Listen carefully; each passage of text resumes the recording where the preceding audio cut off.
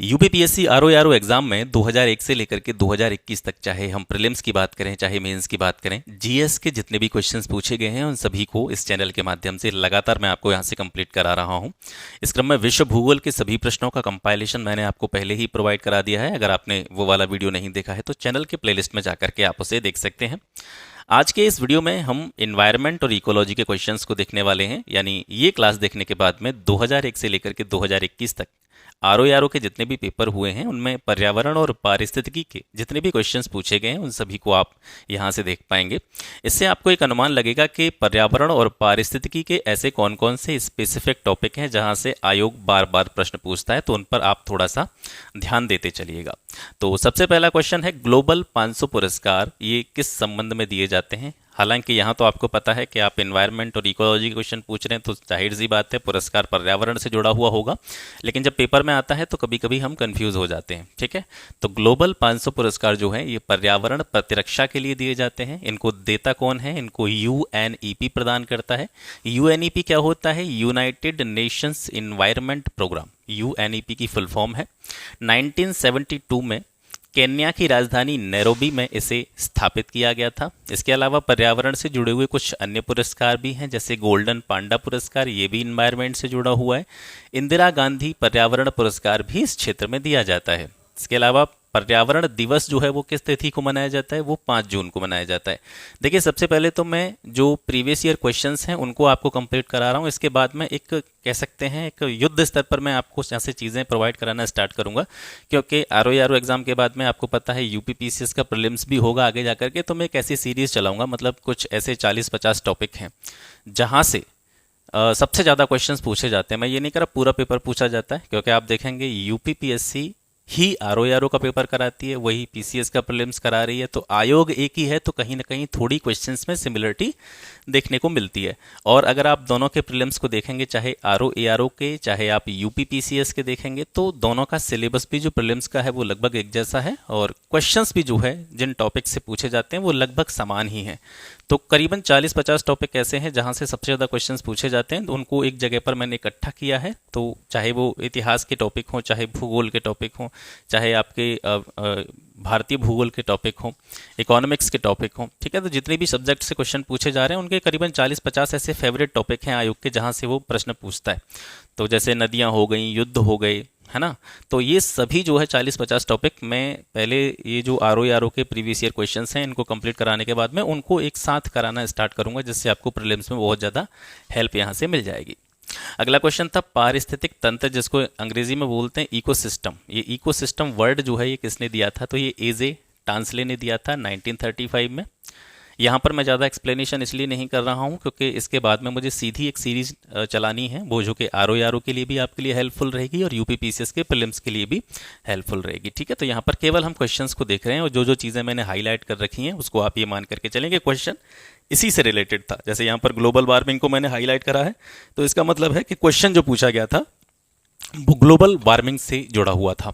तो global warming, जिसको हिंदी में कहते हैं हम भूमंडलीय उष्णता या भूमंडलीय तापन, तो इस ग्लोबल वार्मिंग के लिए उत्तरदायी गैसें जो होती हैं वो कौन कौन सी होती हैं, तो कार्बन डाइऑक्साइड, ACH4 यानी मेथेन, नाइट्रस ऑक्साइड, क्लोरोफ्लोरोकार्बन्स, हाइड्रोफ्लोरोकार्बन्स, ठीक है, सल्फर हेक्साफ्लोराइड।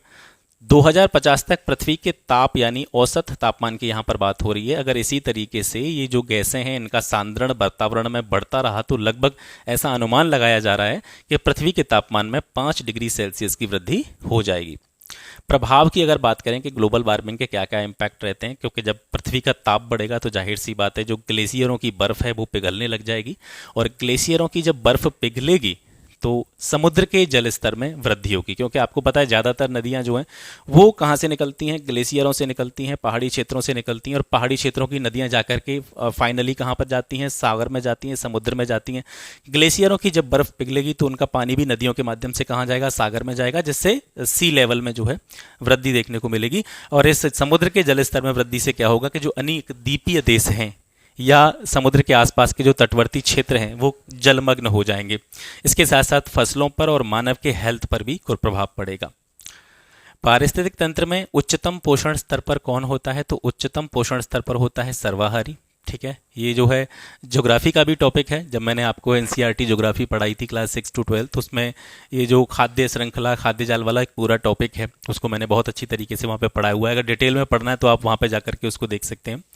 इसके अलावा यहाँ पर एक जो बेसिक सी जानकारी है वो आप यहाँ से देख लीजिए। देखिए, सबसे पहले आते हैं खाद्य श्रृंखला जो हमारी होती है, फूड चेन जो होती है सॉरी, फूड चेन में सबसे पहले आते हैं आपके जो हरे पेड़ पौधे होते हैं। इनको क्या कहा जाता है? ये प्रोड्यूसर होते हैं, यानी उत्पादक होते हैं। और जो उत्पादक होते हैं, इनसे भोजन किसको मिलता है? प्राथमिक उपभोक्ताओं को। यानी सबसे पहले क्या आ गया? फूड चेन में सबसे पहला स्थान किसका होता है? हरे पेड़ पौधों का, वनस्पतियों का। इन्हें हम उत्पादक कहते हैं। उत्पादक मतलब भोजन का निर्माण करने वाले, क्योंकि काफ़ी सारे जो जीव जंतु होते हैं वो इन हरे पेड़ पौधों पर अपने भोजन के लिए निर्भर रहते हैं। और ये जो होते हैं उत्पादकों की, जब हम बात करते हैं हरे पेड़ पौधों की बात करें, तो ये उत्पादक तो हैं, इसके साथ साथ इनको स्वपोषी भी कहा जाता है। स्वपोषी कहा जाता है। स्वपोषी क्यों कहा जाता है इनको?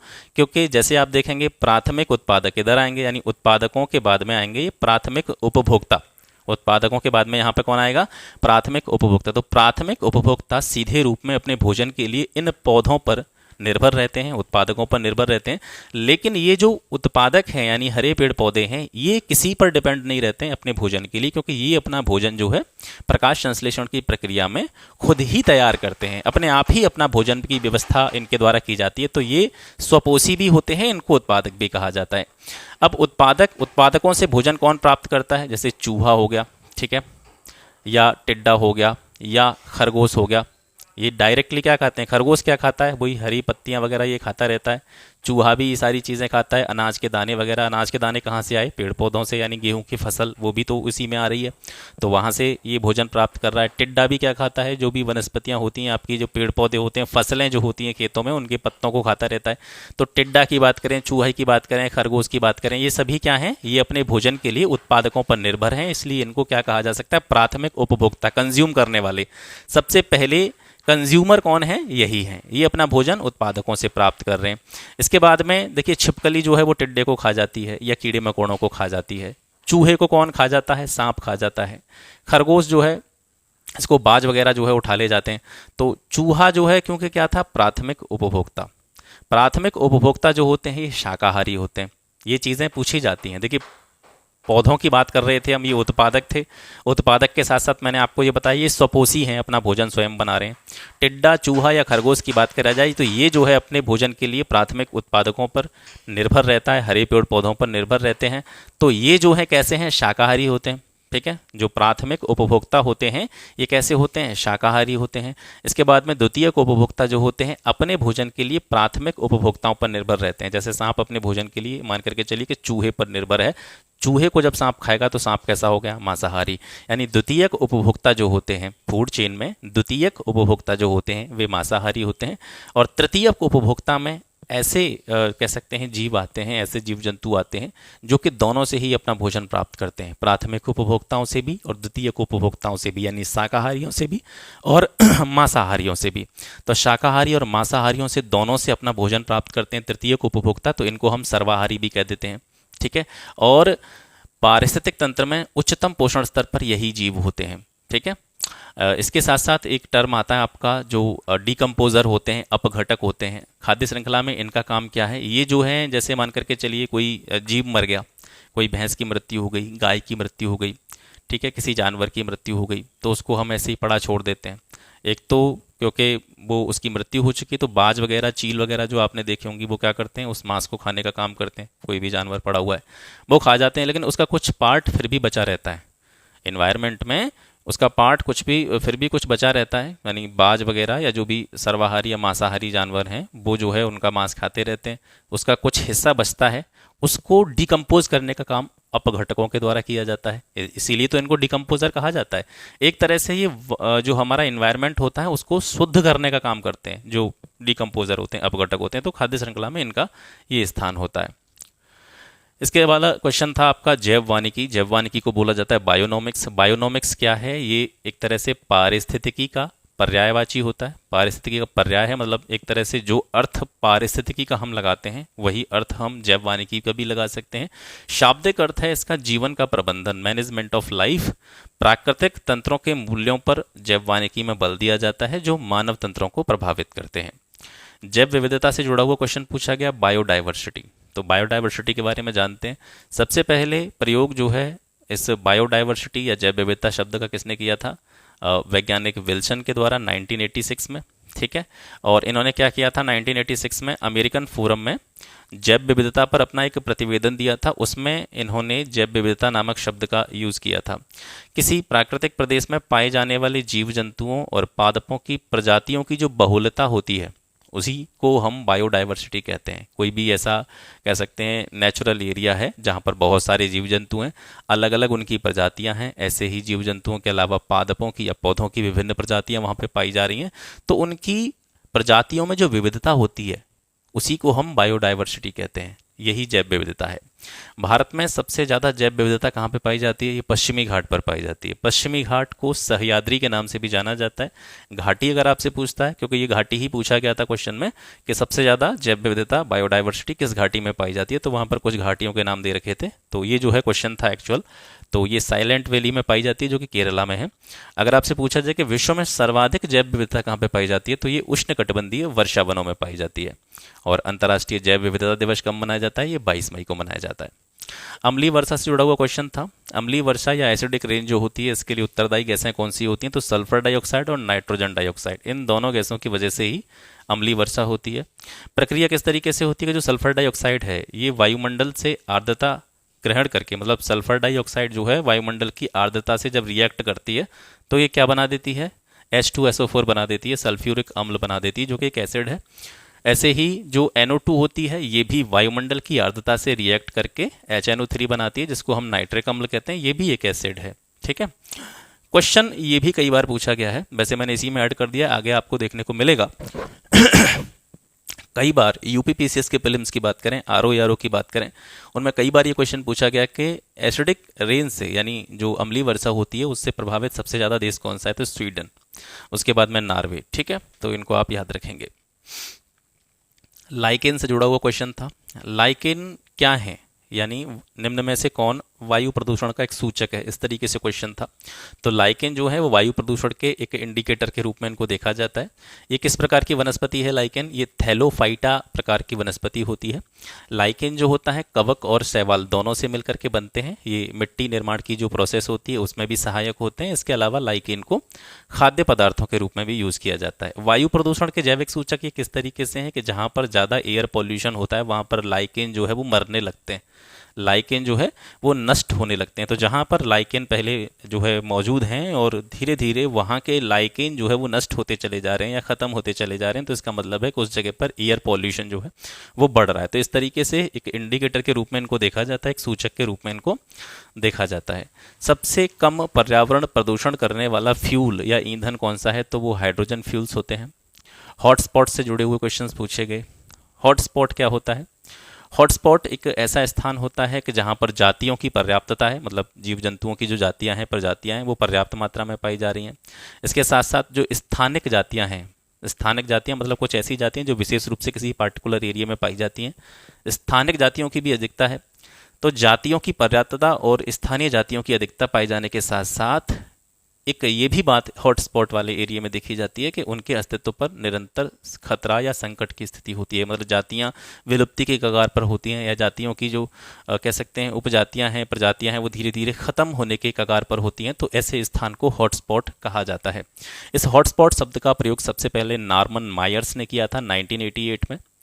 दुनिया के 36 जैव विविधता हॉटस्पॉट में से जो 4 हॉटस्पॉट क्षेत्र हैं वो भारत में स्थित हैं। दुनिया में कितने जैव विविधता हॉटस्पॉट हैं? 36 जैव विविधता हॉटस्पॉट हैं, याद रखेंगे। भारत में 4 कौन कौन से हैं? एक तो आपका हिमालयन क्षेत्र पड़ जाता है, एक आपका इंडो बर्मन एरिया, ठीक है, एक आपका वेस्टर्न कोस्ट पश्चिमी घाट, और आपका ये अंडमान निकोबार के आसपास ये सुंडालैंड सुंदरलैंड जो है, ये जो है चौथा आपका हॉटस्पॉट है जो कि भारत में पाया जाता है। सर्वाधिक स्थायी पारिस्थितिक तंत्र किसको कहा जाता है? तो महासागर जो होते हैं वो सबसे स्टेबल पारिस्थितिक तंत्र कहे जा सकते हैं। अगला क्वेश्चन था भारत का एंटार्कटिक और समुद्री अध्ययन केंद्र, इसका हेडक्वार्टर जो है वो कहाँ पे है? गोवा में है। इसकी स्थापना 25 मई 1998 को हुई थी। किसके सहयोग से? डॉक्टर प्रेमचंद पांडे के सहयोग से। वर्तमान में भारत का जो एंटार्कटिक शोध संस्थान है वो मैत्री भारती और दक्षिण गंगोत्री है। ग्रीन हाउस गैस अभी थोड़ी देर पहले आया था, ये क्वेश्चन फिर दोबारा से रिपीट हुआ था। ग्रीन हाउस गैसेस कौन कौन सी होती हैं?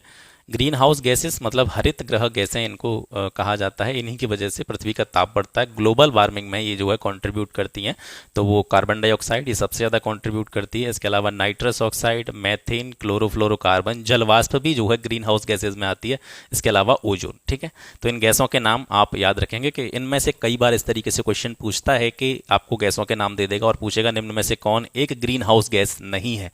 तो आपको पता होना चाहिए carbon dioxide, nitrous oxide, methane, chlorofluorocarbon, जल वाष्प और ओजोन, ये सारी गैसें ग्रीन हाउस गैसेस की कैटेगरी में आती हैं। एक क्षेत्र के प्रारोहण में समयांतर क्रमबद्ध परिवर्तन क्या कहलाता है? इसको सक्सेशन कहा जाता है, अनुक्रमण कहा जाता है। अनुक्रमण का मतलब है वातावरण में परिवर्तन जैसे होता है, तो वातावरण में परिवर्तन के साथ में जो पुराने समुदाय हैं, जो यानी जीव जंतुओं की पुरानी प्रजातियां हैं या पेड़ पौधों की पुरानी प्रजातियां हैं, वो धीरे धीरे खत्म होने लगती हैं और उनके स्थान पर नए समुदाय जो है विकसित होने लगते हैं। तो इसी को हम अनुक्रमण कहते हैं, सक्सेशन कहते हैं। जैसे धीरे धीरे वातावरण है, हमारा जो इन्वायरमेंट है, उसमें कुछ परिवर्तन हो रहे हैं, प्राकृतिक परिवर्तन हो रहे हैं, या मानव के द्वारा या मानव की एक्टिविटीज़ के द्वारा कुछ ऐसे चेंजेस आ रहे हैं इन्वायरमेंट में, जिससे उस किसी पार्टिकुलर एरिया पे पाई जाने वाली जो स्थानीय पेड़ पौधे या जीव जंतुओं की जो प्रजातियां हैं वो धीरे धीरे रिप्लेस कर दी जाती हैं नए समुदायों से। तो उसको हम सक्सेशन कहते हैं। पारिस्थितिक शत्रु या पारिस्थितिक आतंकवादी पेड़ किसको कहा जाता है? तो ये यूकेलिप्टस को कहा जाता है, क्योंकि ये जो जहाँ पर भी यूकेलिप्टस का पेड़ होता है वो मिट्टी से ज़्यादा मात्रा में पानी सोख लेता है और मिट्टी जो है वो अनुर्वर धीरे धीरे होने लगती है। कारण कथन से जुड़ा हुआ क्वेश्चन। ओजोन जैविक जीवन के लिए परम आवश्यक है और कारण दिया गया है इसका कि यह पृथ्वी को उच्च ऊर्जा विकिरण से संरक्षित करती है। दोनों ही कथन सही हैं, मतलब कथन सही है और कारण इसकी व्याख्या भी कर रहा है। ओजोन जो है ये समताप मंडल में पाई जाती है। ठीक है, तो समताप मंडल में जहाँ ओजोन मंडल होती है, मतलब जहाँ ओजोन पाई जाती है, जिस जगह पर ओजोन की सांद्रता होती है, उसको हम ओजोन मंडल के नाम से भी जानते हैं। ये धरातल से लगभग, जैसे हम जमीन से देखें तो जमीन से ऊपर की तरफ 15 किलोमीटर से लेकर के 15 किलोमीटर के बाद 30 किलोमीटर तक, यानी 15 से 30 किलोमीटर के बीच में जो है ओजोन मंडल या ओजोन का जो आवरण है वो पाया जाता है। और ये जो है हमें सूर्य से आने वाला जो अल्ट्रावायलेट रेज है, पराबैंगनी विकिरण है, उससे हमको प्रोटेक्ट करने का काम करती है। भारत का सबसे बड़ा चीता आवास कहाँ पे है? तो ये नागार्जुन सागर श्रीशैलम में है। भारत में कुल टाइगर रिजर्व्स की बात करें तो वर्तमान में 54 टाइगर रिजर्व्स हैं और 54वां जो टाइगर रिजर्व बना था वो धौलपुर करौली टाइगर रिजर्व है राजस्थान में। सबसे पहला जो टाइगर रिजर्व था वो कौन सा था? वो जिम कार्बेट था उत्तराखंड में, आपको पता ही होगा। और सबसे छोटा टाइगर रिजर्व कौन सा है? तो वो पेंच टाइगर रिजर्व है जो कि महाराष्ट्र में पड़ता है। इसके अलावा प्रोजेक्ट टाइगर भी कई बार पूछा गया है। प्रोजेक्ट टाइगर जो है ये कब स्टार्ट किया गया था? अप्रैल 1973 में। इसके अलावा अंतर्राष्ट्रीय बाघ दिवस कब मनाया जाता है? तो ये 29 जुलाई को मनाया जाता है। अब यहाँ पर आप देखेंगे जैव विविधता से जुड़े हुए कितने सारे क्वेश्चंस हैं। यानी जैव विविधता टॉपिक जो है one of the most important topic in environment and ecology वाले सेक्शन में, तो इसको आप विशेष रूप से ध्यान रखेंगे। जैव विविधता बायोडाइवर्सिटी से बहुत सारे क्वेश्चंस जो है यहाँ पर मुझे देखने को मिले हैं। जैव विविधता अधिनियम कब पारित किया गया था? दिसंबर 2002 में पारित किया गया।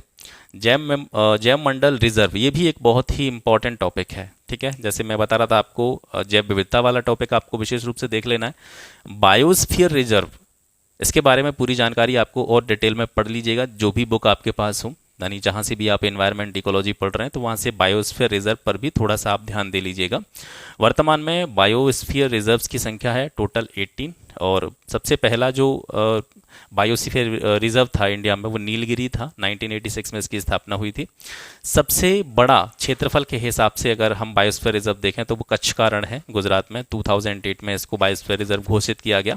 इसके बाद में क्षेत्रफल के हिसाब से दूसरा वाला मन्नार की खाड़ी है 1989 और सुंदरवन, ठीक है, ये भी 1989 में ही स्थापित किया गया था या इसको बायोस्फीयर रिजर्व का दर्जा मिला था। यहाँ पर हम एक चीज़ देख लेते हैं थोड़ा सा कि बायोस्फीयर रिजर्व की संरचना किस तरीके से होती है। यहाँ से भी क्वेश्चन पूछा जाता है। तो ये इस तरीके से ये डायग्राम आपको दिख रहा है। इसमें 3 एरिया में इसको डिवाइड किया गया है। ये अंदर वाला, फिर इसके बाहर वाला एक लेयर और इसके सबसे बाहर वाला लेयर। तो सबसे अंदर वाला जो लेयर होता है इसको बोलते हैं हम कोर एरिया, ठीक है। कोर एरिया, क्योंकि ये एक ऐसा एरिया होता है कि जो भी बायोस्फीयर रिजर्व की जैसे हम बात करें तो कोई जैसे पेड़ पौधों की प्रजातियां हैं, जीव जंतुओं की प्रजातियां, तो उनका संकेंद्रण सबसे अधिक इस कोर एरिया में ही होता है। ये एक प्रकार का जो है प्रोटेक्टेड एरिया होता है, संरक्षित क्षेत्र होता है। यहाँ पर स्थानिक पौधे और जानवरों की प्रजातियां देखने को मिलती हैं। फिर इसके बाहर वाली जो लेयर होती है, लेयर का मतलब क्षेत्र यहाँ पर, ठीक है। तो कोर एरिया के बाहर का जो फैला हुआ क्षेत्र होता है उसको बफर जोन कहा जाता है। बफर जोन कहा जाता है। यहाँ पर क्या होता है कि इन जीव जंतुओं की प्रजातियों से जुड़ी हुई जो रिसर्चेस होती हैं, अनुसंधान होते हैं, शैक्षणिक गतिविधियां होती हैं, वो यहाँ पर संपादित की जाती हैं। इसके अलावा जो बफर जोन होता है ये अंदर वाले कोर जोन की सुरक्षा और प्रबंधन का काम भी करता है। और सबसे बाहर वाला जो एरिया होता है इसको बोलते हैं ट्रांजिशन एरिया, हिंदी में इसको संक्रमण क्षेत्र कह सकते हैं। तो ये ट्रांजिशन एरिया सबसे बाहर वाला पार्ट होता है, ये संक्रमण क्षेत्र होता है। यहाँ पर मानव उद्यम और संरक्षण से जुड़ी हुई गतिविधियां देखने को मिलती हैं। इसके अलावा बस्तियां यहाँ पर होती हैं, यहाँ पर फसल भूमि होती है, यहाँ पर प्रबंधित वन होते हैं। तो इस तरीके से बायोस्फीयर रिजर्व की एक स्ट्रक्चर होता है। जब भी हम बायोस्फीयर रिजर्व की बात करते हैं तो एक नाम और आता है MAB। MAB क्या है? Man and biosphere programme. इसकी शुरुआत 1971 में हुई। ये एक अंतर सरकारी वैज्ञानिक कार्यक्रम है जिसका उद्देश्य है लोगों और उनके वातावरण के बीच में जो संबंध होते हैं उनमें सुधार के लिए वैज्ञानिक आधार स्थापित करना। अब जैसे हमने देखा था कि टोटल बायोस्फीयर रिजर्व इंडिया में कितने हैं? 18 हैं। लेकिन MAB जो प्रोग्राम है, मैन एंड बायोस्फीयर प्रोग्राम, इसमें शामिल बायोस्फीयर रिजर्व कितने हैं, इस तरीके से भी पूछा जाता है।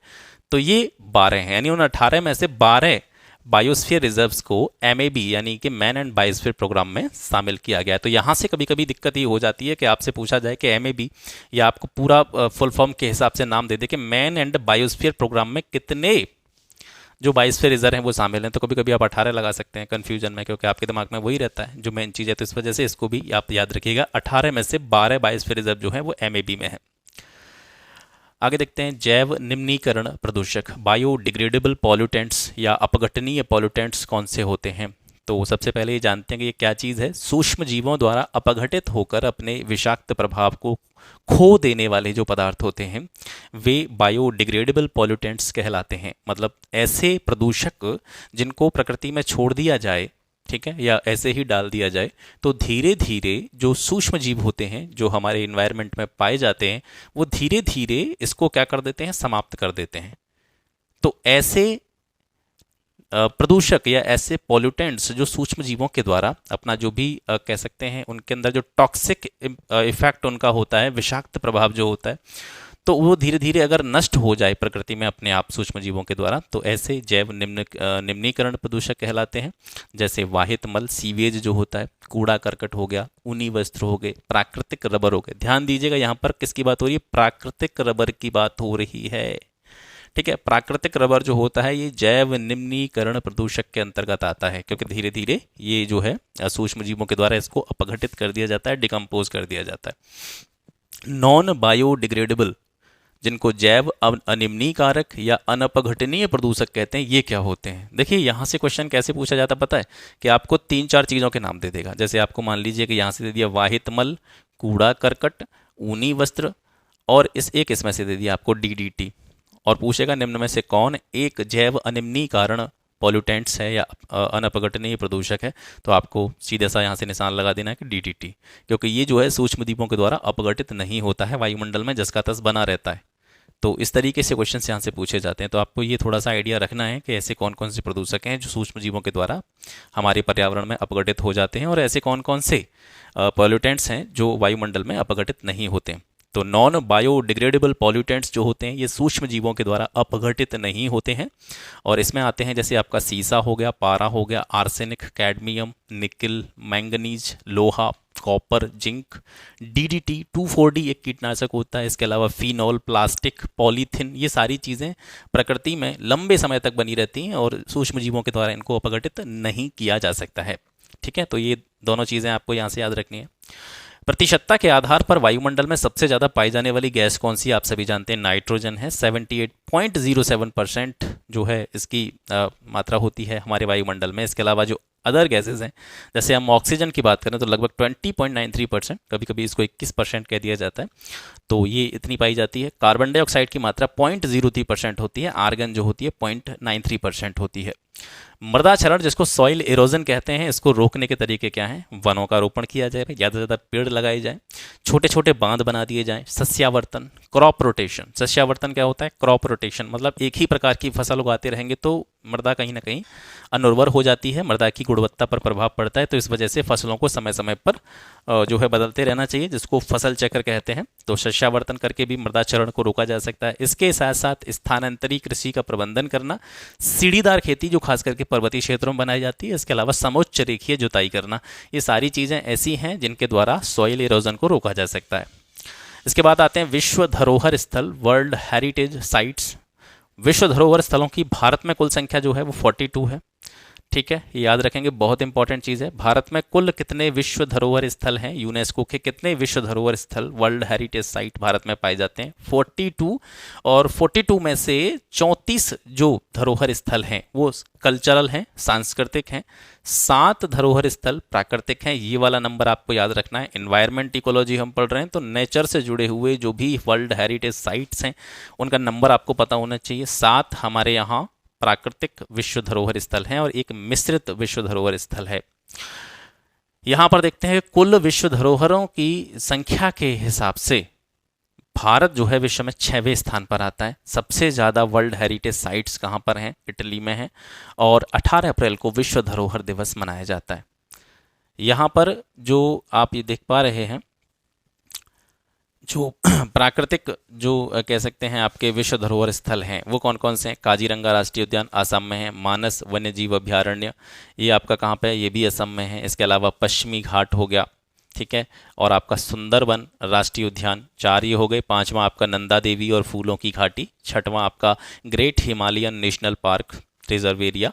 और 7वां आपका केवलादेव राष्ट्रीय उद्यान, कई बार पूछा गया है, राजस्थान में है, भरतपुर में, ये अपने पास में ही है। ठीक है, तो ये 7 जो प्राकृतिक वर्ल्ड हेरिटेज साइट हैं, टोटल 42 में से, इनके नाम आपको विशेष रूप से याद रखने हैं। एजेंडा 21 कई बार पूछा गया है। संयुक्त राष्ट्र की सतत विकास, जिसको हम सस्टेनेबल डेवलपमेंट कहते हैं, सतत विकास से संबंधित एक योजना जो है वो एजेंडा 21 है। 1992 में रियो डी जेनेरियो जो कि ब्राज़ील में है, यहाँ पर पृथ्वी शिखर सम्मेलन आयोजित किया गया था और इसी के दौरान इस योजना को, कौन सी योजना को? एजेंडा 21 को मूर्त रूप दिया गया था। ये आप याद रखेंगे। Indian institute of ecology and environment ये कहाँ पे है? ये न्यू दिल्ली में है। इसकी स्थापना 1980 में हुई थी। जैव विविधता यानी बायोडाइवर्सिटी शब्द किसने दिया था? ये वॉल्टर जी इरोजन ने दिया था 1985 में। भारतीय राष्ट्रीय जैविक विविधता प्राधिकरण की स्थापना कहाँ पे हुई थी? चेन्नई में हुई थी 2003 में। इसका उद्देश्य था जैव विविधता अधिनियम जो कि 2002 में आया था, इसके प्रावधानों को राष्ट्रीय स्तर पर लागू करना। ठीक है, सबसे ज़्यादा हानिकारक वायु प्रदूषक कौन सा है? ऑप्शंस दे रखे हैं। सबसे ज़्यादा वायु प्रदूषक है कार्बन मोनोऑक्साइड। कार्बन मोनोऑक्साइड जो होता है ये हवा से भारी होता है, पानी में अघुलनशील होती है, गंध और स्वादहीन होती है। इसके अलावा इसका कोई कलर नहीं होता है, रंगहीन होती है, यानी गंधहीन, स्वादहीन, रंगहीन। इसके अलावा इसको दमघोंटू गैस भी कहा जाता है। कार्बन मोनोऑक्साइड ह्यूमन ब्लड के साथ में मिलकर के हीमोग्लोबिन की जो ऑक्सीजन को वहन करने की कैपेसिटी होती है, ऑक्सीजन को कह सकते हैं एक स्थान से दूसरे स्थान पर पहुंचाने की जो क्षमता होती है उसको कम कर देती है। अगला क्वेश्चन था जलीय फर्न जिसे जैव उर्वरक के रूप में जाना जाता है, जैव उर्वरक के रूप में जिसको प्रयोग किया जाता है वो क्या है? एजोला। तो एजेला जो है इसको जैव उर्वरक के रूप में, बायो फर्टिलाइजर के रूप में इसका यूज़ होता है। ये ठंडे पानी में उगता है एजोला, तीव्र गति से वृद्धि करता है। विशेष रूप से धान की फसल में इसका जैव उर्वरक के रूप में प्रयोग किया जाता है। नाइट्रोजन स्थिरीकरण की इसकी क्षमता अधिक होती है। इसमें एनाबीना एजोली नामक एक शैवाल सहजीवी के रूप में वास करता है। आगे देखते हैं प्रकाश संश्लेषण से जुड़ा हुआ क्वेश्चन था। प्रकाश संश्लेषण एक उपचयन अपचयन अभिक्रिया है, यानी ऑक्सीडेशन रिड्यूक्शन जो है इसको रिएक्शन कहते हैं। ये जो है जल का ऑक्सीडेशन होता है प्रकाश संश्लेषण में और ऑक्सीजन निकलती है। कार्बन डाइऑक्साइड का रिडक्शन होता है। ठीक है, यानी इसको प्रकाश संश्लेषण को हम क्या कह रहे हैं? ये उपचयन अपचयन अभिक्रिया है, इसमें दोनों तरह की क्रियाएं होती हैं। तो ऑक्सीडेशन या उपचयन किसका होता है? जल का होता है। रिडक्शन या अपचयन किसका होता है? कार्बन डाइऑक्साइड का होता है। जल के ऑक्सीडेशन से ऑक्सीजन बनती है जिसको हम सब ग्रहण करते हैं अपने श्वसन की प्रक्रिया में, और कार्बन डाइऑक्साइड का जो रिडक्शन होता है, अपचयन होता है, उससे शर्करा निकलती है। केवल दृश्य प्रकाश रंग कौन कौन से होते हैं? जो सूर्य के प्रकाश में 7 रंग पाए जाते हैं, जिनको संक्षेप में हम विबग्योर कह देते हैं। Violet, Indigo, blue, green, yellow, orange और रेड। ठीक है, इसको विबग्योर कह देते हैं याद रखने के दृष्टि से। तो केवल दृश्य प्रकाश रंग जो होते हैं इनमें संपन्न होती है। इसके अलावा जो क्लोरोफिल होता है, जिसको हिंदी में पर्णहरित कहा जाता है, ये प्रकाश में क्लोरोफिल जो होता है प्रकाश में बैंगनी, नीले और लाल रंग को ही ग्रहण करता है। प्रकाश में 7 रंग होते हैं, इन 7 रंगों में से बैंगनी रंग, नीला रंग और लाल रंग को ही क्लोरोफिल के द्वारा ग्रहण किया जाता है। सबसे कम जो होती है ये प्रकाश संश्लेषण की अभिक्रिया जो होती है, यानी आपसे अगर पूछा जाए कि प्रकाश संश्लेषण की अभिक्रिया जो होती है सबसे कम किस रंग की उपस्थिति में होती है, तो बैंगनी रंग की या बैंगनी प्रकाश की उपस्थिति में। और सबसे अधिक ये किस रंग की उपस्थिति में या किस रंग के प्रकाश की उपस्थिति में होती है, तो ये लाल रंग के प्रकाश में सर्वाधिक होती है। राष्ट्रीय उद्यानों को कालक्रमानुसार व्यवस्थित करने से जुड़ा हुआ क्वेश्चन पूछा गया था। आपके राष्ट्रीय उद्यान दे रखे थे Jim Corbett, Kanha, Kaziranga, silent valley. तो ये जो है सबसे पहले स्थापना हुई थी जिम कॉर्बेट की 1936 में, कान्हा राष्ट्रीय उद्यान 1955, काजीरंगा 74 में और साइलेंट वैली 1984 में। पारिस्थितिकीय पदछाप जिसको इकोलॉजिकल फुटप्रिंट कहते हैं, उसके मापन की इकाई क्या होती है? तो इसके मापन की इकाई होती है सर भूमंडलीय हेक्टेयर। पारिस्थितिकीय पदछाप है क्या? इकोलॉजिकल फुटप्रिंट है क्या? एक मनुष्य के जीवन को पूर्ण रूप से धारणीय करने के लिए आवश्यक जो न्यूनतम भूमि होती है जिस पर वो अपने जीवन को पूरी तरीके से धारण कर सकता है, उसको हम इकोलॉजिकल फुटप्रिंट कहते हैं, पारिस्थितिकीय पदछाप कहते हैं। राष्ट्रीय उद्यानों पर थोड़ा सा ध्यान दीजिएगा क्योंकि बहुत सारे क्वेश्चंस राष्ट्रीय उद्यानों से जुड़े हुए आपको प्रीवियस ईयर क्वेश्चंस में भी देखने को मिल रहे हैं। यहाँ पर जो आप देख रहे हैं ये सारे प्रीवियस ईयर क्वेश्चंस हैं, इसमें बहुत सारे राष्ट्रीय उद्यान पूछे गए हैं। तो एक बार जो आपकी बुक हो इन्वायरमेंट इकोलॉजी की, उसमें जो राष्ट्रीय उद्यान हैं उनको एक बार देख लीजिएगा। हालांकि मैंने आपको बताया कि प्रीवियस ईयर क्वेश्चन जैसे ही खत्म हो जाएंगे तो मैं बिल्कुल एक युद्ध गति से, मतलब एक बहुत ही तेज़ी से जो 40-50 टॉपिक हैं उनको आपको यहाँ से कंप्लीट कराऊंगा, जो कि खास करके आपके यूपी पीसीएस को भी कवर करेंगे, उसके प्रीलिम्स को भी कवर करेंगे, आरओ एआरओ के प्रीलिम्स को भी कवर करेंगे।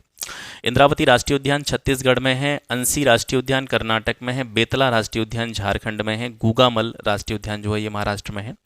जैवमंडल आरक्षित क्षेत्र और ये कहाँ कहाँ पे पाए जाते हैं, इनके सुमेलन से जुड़ा हुआ क्वेश्चन था। सिमलीपाल जैवमंडल आरक्षित क्षेत्र ये उड़ीसा में है, देहांग दिबांग अरुणाचल प्रदेश में है, नोकरेक मेघालय में है और कोल्ड डेजर्ट जो है ये कहाँ पे है, हिमाचल प्रदेश में है।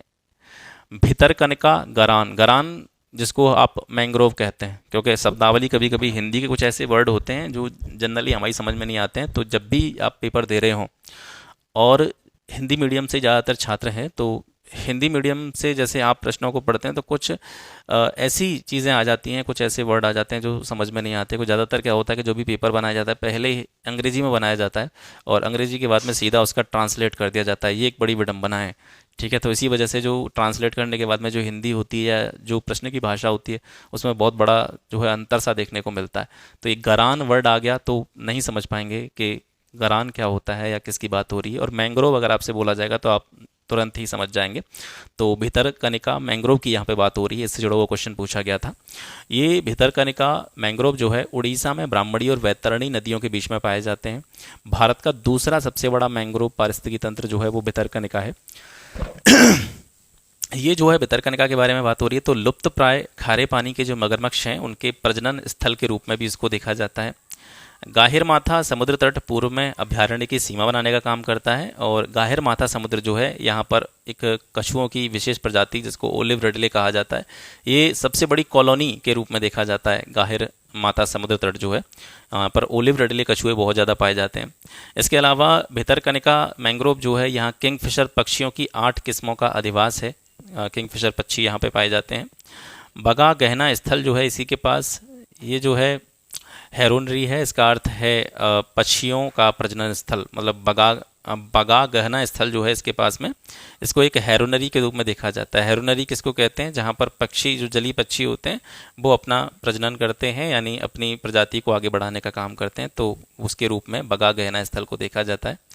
राष्ट्रीय उद्यान फिर आगे यहाँ पे देखेंगे आप, राष्ट्रीय उद्यान से जुड़े हुए काफ़ी सारे क्वेश्चंस देखने को मिल रहे हैं। जैसे इंतास्की जो राष्ट्रीय उद्यान है ये नागालैंड में है, बेतला झारखंड में है, सिरोही ये आपका मणिपुर में है। सिरोही से कन्फ्यूजन हो सकता है कि राजस्थान में भी जो है एक आपका जिला पड़ता है सिरोही जिला, तो कभी कंफ्यूज नहीं होना कि सिरोही जो है आप राजस्थान में लगाना है। सिरोही राष्ट्रीय उद्यान का नाम है, ये मणिपुर में पड़ता है। गोइंदी जो है ये तमिलनाडु में पड़ता है। एक पारिस्थितिक तंत्र में ऊर्जा की मात्रा जो है एक पोषण स्तर से अन्य स्तर में जब ट्रांसफ़र होती है तो उसके बाद में क्या प्रभाव पड़ता है उस पर, वो घटती है। ठीक है, ऐसे ही ये जो पोषण स्तर की मात्रा घटने वाला जो आपका है, इसी से जुड़ा हुआ एक नियम दिया गया था 10% लॉ, जो कि रेमंड लिंडमैन ने द्वारा प्रतिपादित किया गया था। इसको आप यहाँ से समझ पाएंगे इस डायग्राम की सहायता से। जैसे मान करके चलिए ये हमारा जो है पिरामिड है। ठीक है, इसके सबसे निचले स्तर पर होते हैं आपके प्रोड्यूसर्स। ठीक है, प्रोड्यूसर्स मतलब जो आपके उत्पादक होते हैं, पेड़ पौधे होते हैं, जिनके बारे में मैंने आपको थोड़ी देर पहले बताया था। इनकी संख्या सबसे ज़्यादा होती है। ये पारिस्थितिकी का पिरामिड है और इससे ये थोड़ा सा बहुत ही अच्छा टॉपिक है। यहाँ से आप देखेंगे तो यहाँ से क्वेश्चन इस बार ही पूछा गया है कि जैसे आप देखेंगे स्थल में जो आपका पारिस्थितिकी पिरामिड होता है वो कैसा होता है, वो सीधा होता है, तो ये सीधा ही तो पिरामिड है। और जैसे आपसे पूछा जाए मरुस्थल में पिरामिड जो होता है वो कैसा होता है, तो वो उल्टा पिरामिड होता है। वो कैसे होता है मैं आपको भी बता दूंगा। तो पहले आप यहाँ से देखिए, ये जो है स्थल का पिरामिड होता है, ये सीधा पिरामिड होता है। मरुस्थल का पिरामिड जो होता है वो उल्टा पिरामिड होता है। तो देखिए स्थल के पिरामिड की हम बात कर रहे हैं, ये स्थल का पिरामिड है। यहाँ पर सबसे ज़्यादा क्या पाए जाएंगे, पेड़ पौधे यानी प्रोड्यूसर्स, यानी जो उत्पादक होते हैं, यानी स्वपोषी। आप अपने आसपास देखेंगे तो आपको बहुत सारे पेड़ दिखाई देंगे, बहुत सारी वनस्पतियां दिखाई देंगी, बहुत सारी जो है पेड़ पौधों की प्रजातियां दिखाई देंगी। तो इनकी संख्या सबसे ज़्यादा है, मनुष्यों से भी ज़्यादा है। तो ये जो है सबसे ज़्यादा मात्रा में पाए जाते हैं, इसलिए यहाँ पर देखेंगे इनका एरिया थोड़ा बड़ा है। ठीक है, तो मान करके चलिए यहाँ पर ये जो है कुल मिलाकर के कितनी ऊर्जा इनके पास है, इनके पास में मान करके चलिए 1000 किलो कैलोरी ऊर्जा है। इसके बाद में जो दूसरा आपका क्रम आएगा इसके बाद में, तो वो आएंगे शाकाहारी, क्योंकि आपको पता है कि जो प्राथमिक उपभोक्ता होते हैं वो अपना भोजन जो है वो पेड़ पौधों से प्राप्त करते हैं। प्राथमिक उत्पादक ये हो गए, प्राथमिक उपभोक्ता ये शाकाहारी हो गए, क्योंकि ये अपना भोजन पेड़ पौधों से ले रहे हैं।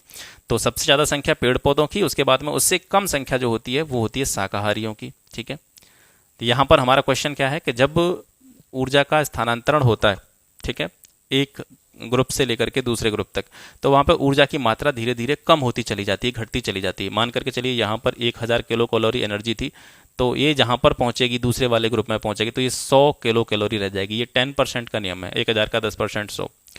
तो ये शाकाहारी हो गए। अब ये शाकाहारियों पर डिपेंड कौन है, जो मांसाहारी जीव हैं, छोटे मांसाहारी, कार्निवोरस। तो ये जो है इन शाकाहारियों से अपना भोजन प्राप्त करेंगे, इन शाकाहारियों से भोजन प्राप्त करेंगे अपने मांसाहारी। यहाँ पर एनर्जी 100 थी, अब यहाँ से एनर्जी जब अगले क्रम में जाएगी तो इसका 10% रह जाएगी, मतलब 10% रह जाएगी। और सबसे ऊपर होता है आपके बड़े मांसाहारी, टॉप प्रेडेटर जिनको कहते हैं। ये जो है सबसे कम होते हैं प्रकृति में। ठीक है, बड़े मांसाहारियों की संख्या सबसे कम है। तो छोटे मांसाहारियों के लेवल पर आपने देखा था जो आपकी एनर्जी थी वो 10 किलो कैलोरी थी। अब ये इससे ऊपर वाले पोर्शन में जाएगी तो इसका भी 10%, यानी 10 का जो है परसेंट निकालेंगे तो इसका 10वां हिस्सा कितना होगा, 1 हो जाएगा। तो ये जो है टॉप प्रेडेटर में पहुंच जाएगा। तो यहाँ पर क्या बता रहे हैं कि रेमंड लिंडमैन ने जो 10% का लॉ दिया था, एक पोषण स्तर से दूसरे पोषण स्तर पर जब ऊर्जा का ट्रांसफर होता है तो मात्र 10% ऊर्जा ही संचित हो पाती है। इस तरीके का नियम इन्होंने दिया था। अब यहाँ पर मैं थोड़ा आपको ये भी बता दूंगा, जैसे उल्टा पिरामिड है तो उल्टा पिरामिड कैसे चलता है, ऐसे। ठीक है, तो यहाँ पर आप देखेंगे सबसे ज़्यादा सीधे पिरामिड में कौन थे, पेड़ पौधे। मैं काय की बात कर रहा हूँ यहाँ पे, मैं मरुस्थल की बात कर रहा हूँ। तो मरुस्थल में आपको पता है क्या होगा, बालू, धूल, मिट्टी, यही तो पाया जाएगा। पेड़ पौधों की संख्या बहुत कम होगी, तो इसी वजह से इसका क्षेत्र जो है वो छोटा है। तो यहाँ पर आ जाएंगे आपके पेड़ पौधे। इससे ऊपर जाएंगे तो यहाँ पर क्या आ रहा है, देखो शाकाहारी। तो सबसे ज़्यादा क्या होंगे यहाँ पर, शाकाहारी होंगे। मतलब यहाँ से देखेंगे आप पेड़ पौधे कम हैं तो जाहिर सी बात है कि शाकाहारियों की संख्या भी कम होगी, क्योंकि शाकाहारी किस पर डिपेंड होते हैं, पेड़ पौधों पर। पेड़ पौधे यहाँ पर कम हैं तो शाकाहारी भी कम होंगे। इसके बाद में छोटे मांसाहारी आएंगे और सबसे ज़्यादा यहाँ पर क्या पाए जाएंगे, बड़े मांसाहारी या अपघटक पाए जाएंगे, टॉप प्रेडेटर। ठीक है, जैविक एवं अजैविक संगठकों के बीच में बिचौलिए का काम कौन करता है, तो उत्पादक करते हैं। उत्पादक जो हैं ये प्रकाश संश्लेषण विधि से ऊर्जा प्राप्त करते हैं और अपने भोज्य पदार्थ बनाते हैं। अपनी जड़ों द्वारा अजैविक पदार्थ ग्रहण करते हैं और उपभोक्ताओं यानी कि शाकाहारी, मांसाहारी या सर्वाहारी के लिए प्रत्यक्ष या अप्रत्यक्ष भोजन के स्रोत के रूप में विद्यमान रहते हैं। ऊपरी वायुमंडल की ओजोन परत का क्षरण, ऊपरी वायुमंडल की ओजोन परत का क्षरण जो होता है मुख्य रूप से किसकी वजह से होता है, क्लोरोफ्लोरोकार्बन्स की वजह से होता है। क्लोरोफ्लोरोकार्बन्स ये क्या होते हैं, ये कार्बनिक यौगिक होते हैं जो कि आपके कार्बन, क्लोरीन, हाइड्रोजन और फ्लोरीन, ये 4 चीज़ें याद रखेंगे। कार्बन, क्लोरीन, हाइड्रोजन, फ्लोरीन इनके परमाणुओं से मिलने से बनते हैं क्लोरोफ्लोरोकार्बन्स जो होते हैं। इनका उपयोग जनरली फ्रिज या रेफ्रिजरेटर में किया जाता है, और फ्रिज या रेफ्रिजरेटर में जब इनका यूज़ किया जाता है तो ये क्लोरीन गैस जो है उत्सर्जित करते हैं, क्लोरीन गैस उत्सर्जित करते हैं, जो कि ओजोन क्षरण के लिए उत्तरदायी है। इसी से जुड़ा हुआ एक महत्वपूर्ण चीज़ आती है मॉन्ट्रियल प्रोटोकॉल। ये मॉन्ट्रियल प्रोटोकॉल क्या है? ओजोन परत नष्ट करने वाले पदार्थों के बारे में अंतर्राष्ट्रीय संधि है, जो कि 16 दिसंबर 1987 को हुई थी। और इस संधि में यह कहा गया था कि जिन पदार्थों से भी ओजोन लेयर जो है वो क्षीण होती है, उसको नुकसान होता है, उन पर जो है ज़्यादा से ज़्यादा मात्रा में प्रतिबंध लगाया जाए। अब कुछ ऐसे प्रोजेक्ट्स हैं या परियोजनाएं हैं जिनसे जुड़े हुए क्वेश्चंस पूछे जाते हैं। तो क्वेश्चन पूछा गया था प्रोजेक्ट एलिफेंट से जुड़ा हुआ, 1992 में इसको स्टार्ट किया गया था। इसके साथ साथ मैंने काफ़ी सारे यहाँ पर प्रोजेक्ट लिख दिए हैं जो कि बार बार पूछे गए हैं पेपर्स में, तो उनको एक ही जगह पर मैंने यहाँ पर कंपाइल कर दिया। गिद्ध संरक्षण प्रोजेक्ट 2006 में जो है इसको लाया गया था। ये जो है किससे रिलेटेड था? गिद्धों का संरक्षण किससे? जैसे आपको पता है गिद्ध मांसाहारी होता है, तो जो भी जैसे अब भैंस है, किसी की भैंस मर गई, किसी की गाय मर गई, तो उसको हम खुले में छोड़ आते हैं, और उस मांस को कौन खाता है? गिद्ध खाता है। इसके साथ साथ इसका रिलेशन पशुओं से क्या था कि पशुओं को दर्द निवारक दवा दी जाती थी जिसका नाम था डिक्लोफेनिक। ठीक है, तो डिक्लोफेनिक क्या थी कि वो जब दवा उनको लगातार पशुओं को दी जा रही है तो उस मांस को खाने से कहीं ना कहीं गिद्धों की जो प्रजाति थी वो नष्ट होना स्टार्ट हो गई डिक्लोफेनिक की वजह से। तो इस वजह से इस दवा पर प्रतिबंध लगाया गया था इस गिद्ध संरक्षण प्रोजेक्ट 2006 के अंतर्गत। हंगुल परियोजना 1970 में स्टार्ट की गई थी। हंगुल क्या होता है? ये यूरोपियन रेंडियर प्रजाति का एक हिरण होता है, और ये विशेष रूप से दच्चीग्राम राष्ट्रीय उद्यान जो कि कश्मीर में है वहां पर पाया जाता है। कस्तूरी मृग परियोजना 1970। कस्तूरी मृग जो होते हैं ये हिमाचल की चंबा घाटी से लेकर सिक्किम तक के हिमालयी क्षेत्र में पाए जाते हैं। लाल पांडा परियोजना 1996। लाल पांडा जो होता है ये अरुणाचल प्रदेश में एक तरह से एक कैट बियर टाइप का जीव होता है, मतलब भालू की ही एक मतलब लाल पांडा जो है इसको कैट बियर कहा जाता है। पूर्वी हिमालयन क्षेत्र में विशेष रूप से ये पाया जाता है। प्रोजेक्ट गोंडावड़, गोंडावड़ को क्या बोलते हैं हम? ग्रेट इंडियन बस्टर्ड भी कहा जाता है। ये जो प्रोजेक्ट था 5 जून 2013 को स्टार्ट किया गया था। मणिपुर थामिन मृग परियोजना 1997। कछुआ संरक्षण परियोजना, कछुआ संरक्षण विशेष रूप से ओलिव रिडले जो कछुआ होता है उसके जुड़ी हुई परियोजना थी, 1975 में स्टार्ट की गई थी। गैंडा परियोजना 1987। घड़ियाल प्रजनन परियोजना 1975। भारत का ओशनिक नेशनल पार्क कौन सा है? तो कच्छ की घाटी जो है भारत का ओशनिक नेशनल पार्क के रूप में देखा जाता है। पारिस्थितिक तंत्र का प्रेरक बल कौन सा है? सौर ऊर्जा जो है ये हमारे एनवायरनमेंट का पारिस्थितिक तंत्र का प्रेरक बल कहा जाता है। रामसर सम्मेलन, रामसर सम्मेलन क्या है? ये आर्द्र भूमि जो होती हैं उनके संरक्षण से संबंधित है। आर्द्र भूमियों को वेटलैंड कहा जाता है, और वेटलैंड के प्रोटेक्शन से जुड़ी हुई एक अंतर्राष्ट्रीय संधि है रामसर सम्मेलन। ये 2 फरवरी 1971 को हुई थी, और इस वजह से 2 फरवरी को ही वर्ल्ड वेटलैंड डे मनाया जाता है, विश्व आर्द्र भूमि संरक्षण दिवस मनाया जाता है। और सबसे ज़्यादा जो रामसर रामसर के नाम से जो सम्मेलन हुआ था, ये रामसर जगह जो है ये कहाँ पे पड़ती है? ये ईरान में पड़ती है। राष्ट्रीय वनीकरण एवं पारिस्थितिक विकास बोर्ड NAEB, इसकी स्थापना कब हुई थी? 1992 में हुई थी। NGT नेशनल ग्रीन ट्रिब्यूनल, राष्ट्रीय हरित प्राधिकरण की स्थापना 2010 में हुई। वन अनुसंधान संस्थान कहाँ पे है? देहरादून में है, 1906 में इसकी स्थापना हुई। इससे पहले इसका नाम क्या था? Imperial forest research institute. Monoclimax सिद्धांत, या हिंदी में जिसको एकल चरम सिद्धांत कहते हैं, ये किसने दिया था? F.E. क्लेमेंट्स के द्वारा इस एकल चरम सिद्धांत को दिया गया था। ये एक पारिस्थितिकी अवधारणा है, और इस अवधारणा के अंतर्गत ये कहा जाता है कि किसी क्षेत्र के समुदायों के अनुक्रमण यानी सक्सेशन की जो अंतिम अवस्था होती है उसको क्लाइमैक्स समुदाय समझा जाए। अनुक्रमण मैंने आपको बताया था कि जब पर्यावरण में परिवर्तन होता है तो किसी स्थान पर जो पुरानी प्रजातियां या स्थानीय प्रजातियां पाई जाती हैं, धीरे धीरे उनका स्थान नए समुदायों द्वारा ले लिया जाता है। तो नए समुदायों के बनने की या नए समुदायों के आने की जो अंतिम अवस्था होती है उसको क्या कहा जाएगा? क्लाइमैक्स समुदाय कहा जाएगा, क्लाइमैक्स कम्युनिटी कहा जाएगा। और ये जो सिद्धांत था वो F.E. क्लेमेंट्स के द्वारा दिया गया था। ये समुदाय अंतिम स्थायी स्वनियंत्रित और भौतिक एवं जैविक पर्यावरण के साथ में साम्य स्थिति में होता है, बैलेंसिंग कंडीशन में होता है। समुदायों के अनुक्रमण या सक्सेशन की अवस्था, इसको क्या कहा जाता है? इसको शेरे कहा जाता है या सीयर कहा जाता है। कुछ अधिनियम है पर्यावरण से जुड़े हुए, जैसे वन संरक्षण अधिनियम, ये 1980 में आया। पर्यावरण संरक्षण अधिनियम 1986 में। वायु प्रदूषण निवारण एवं नियंत्रण अधिनियम 1981। जल प्रदूषण नियंत्रण अधिनियम 1974। बहुत ही इंपॉर्टेंट क्वेश्चन है बीओडी। बीओडी मतलब बायोलॉजिकल ऑक्सीजन डिमांड, जिसको हिंदी में कहते हैं हम जैविक ऑक्सीजन मांग।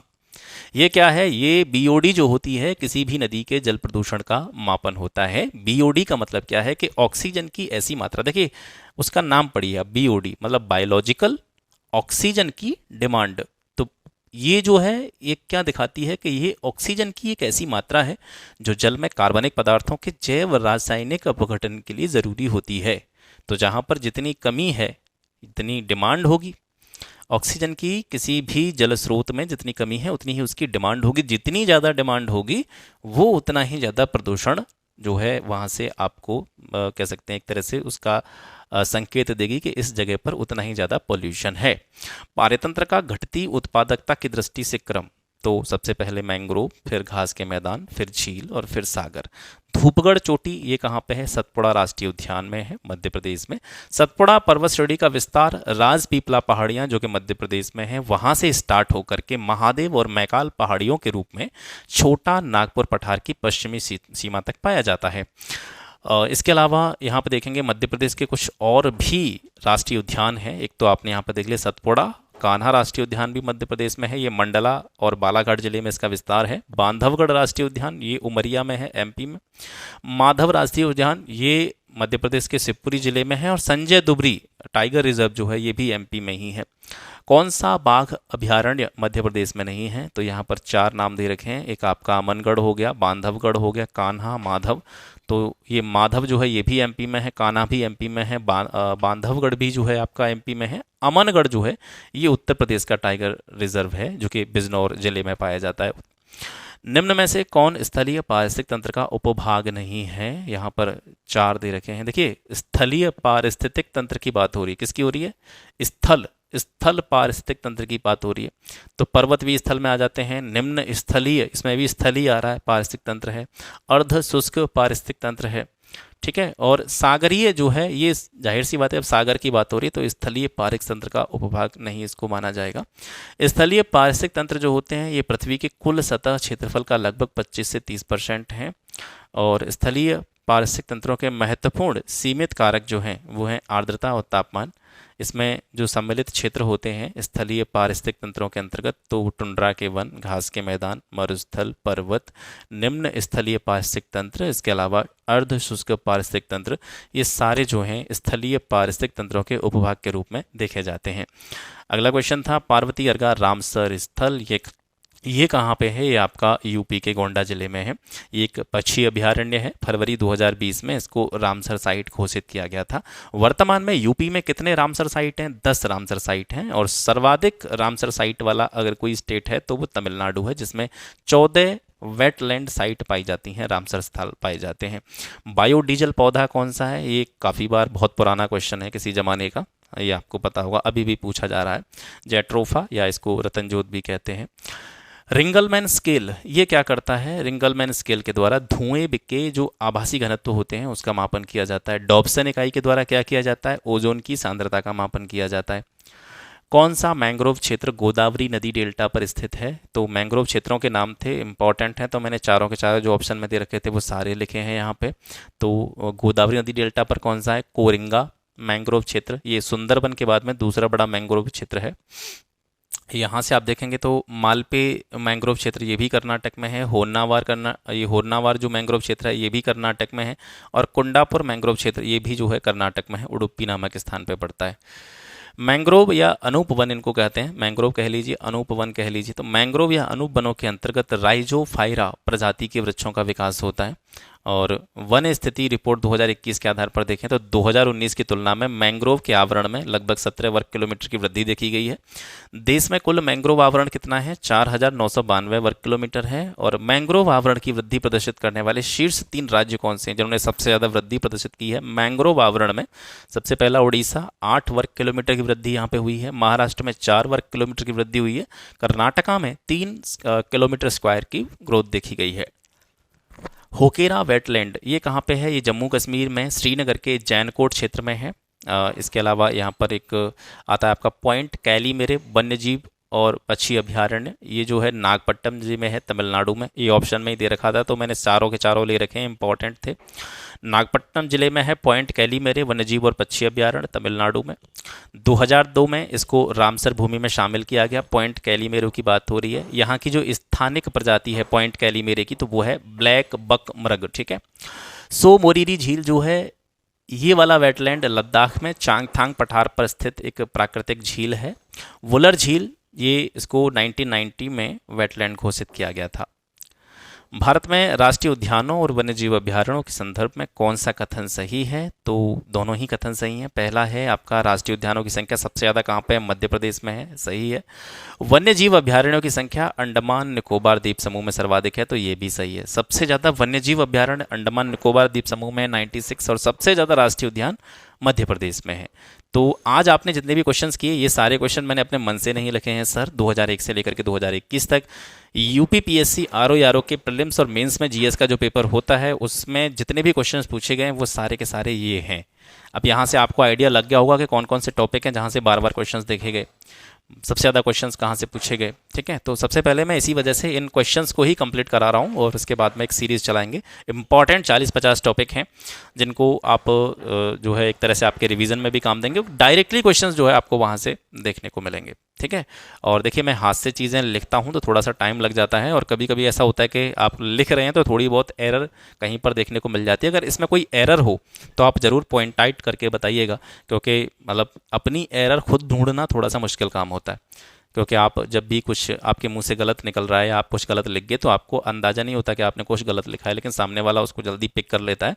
तो अगर इस पूरे में कोई जैसे कोई डेटा है या कोई ईयर है या कुछ ऐसा कोई पॉइंट है स्पेसिफिक जो कि गलती से लिख गया होगा, तो उसको आप जब पढ़ें इसको तो आप देखते चलिएगा और मुझे ज़रूर बताइएगा ताकि मैं उसको ठीक कर सकूँ, ठीक है। तो आज के लिए बस इतना ही, मिलते हैं आपसे फिर एक नेक्स्ट वीडियो में एक नए टॉपिक के साथ। तब तक के लिए नमस्कार, जय हिंद।